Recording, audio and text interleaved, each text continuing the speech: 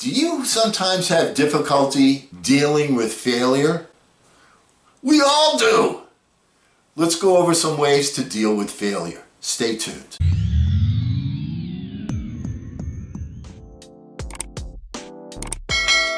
Hello again, everyone. I'm Eli's dad with Project Eli, where we educate, we lead, we inspire. And today, I want to share with you a tremendously good article by a lady named Katerina Kostoula, K-O-S-T-O-U-L-A, that I read. That stuff, once again, that I've gone over before. But when you hear things from different paradigms, this will somebody will get the message from this message, somebody will get the message from that message. Just the way is, some people had a favorite teacher here. Oh, this guy explained things so that I understood them. Oh no, this woman was better, she explained. Right? People are able to understand and receive things from different avenues, different directions better. That's why you want to have multiple avenues to go to. All right, so anyway, let's go over this article because it's really, really good. Once again, big shout out to Katerina Kostoula. The title of her article is 3 Ways to Deal with Failure. And once again, I'm quoting from the author of this entire article. "You won't be promoted this round," my manager said. Her words felt like a knife entering my heart. I felt devastated. In the days that followed, I needed to pick myself up. I turned into the greats for inspiration. How did they deal with failure? Counterintuitively, successful people fail more, not less. That's because they go after even bigger goals rather than staying in their comfort zone. Failure is painful. Learning how to bounce back from it is the key to becoming successful.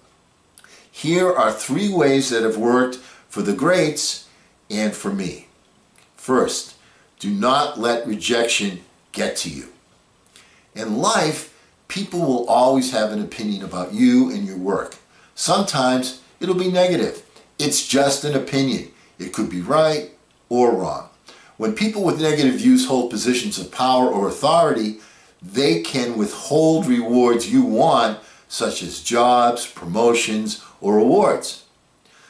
Einstein's teacher had famously said that his student, quote, would never amount to much. Guess what? Teacher was wrong. WhatsApp co-founder Brian Acton got rejected for a job on Facebook. A few years later, Facebook bought WhatsApp for $19 billion. J.K. Rowling got rejected from 12 different publishing houses before she finally found someone to publish Harry Potter. Walt Disney was fired from a newspaper for lack of imagination and good ideas. You see, sometimes you can get helpful feedback from people who rejected you and shine a light on your blind spots. Other times, their opinion is irrelevant and wrong. Do not let rejection define you. Learn from it when appropriate and move on. Find people with different opinions about your work. Next point, know when to fold them. There's a lot to be said about resilience and persistence. Thomas Edison famously said, and they asked him, so how many different experiments did you use to create the light bulb? How many failures did you have, Mr. Edison? And he responded, I haven't failed. I just found 10,000 ways that won't work. Okay? However, sometimes failure is a signal that we're barking at the wrong tree or trying to climb the wrong ladder. We're pursuing the wrong kind of success. In these cases, it's essential to cut your losses. Don't keep wasting your time, talent, and sanity at the wrong game. Find another game, one you'll enjoy more, one that suits you better. Success will come a lot easier then. Oprah Winfrey fired from the evening news because she was getting emotional with her stories. Initially, she considered her job at The Daily Show a huge demotion. But soon she realized that this was the springboard to unprecedented success. As Einstein said, Everybody's a genius, but if you judge a fish by its ability to climb a tree, it will spend its whole life believing it's stupid. Unquote. Third point, embrace failure as necessary for success. Everybody makes mistakes on their way to success. We're only human. It's because of failure, not despite it, that we succeed. Key point. The only sure way not to fail is not to try at all. And that's the biggest failure of all. You know, there's a famous Michael Jordan quote. Here it is. I've missed more than 9,000 shots in my career. I've lost almost 300 games. 26 times I've been trusted to take the game-winning shot and missed. I failed over and over and over and over again in my life. And that is why I succeed. Unquote.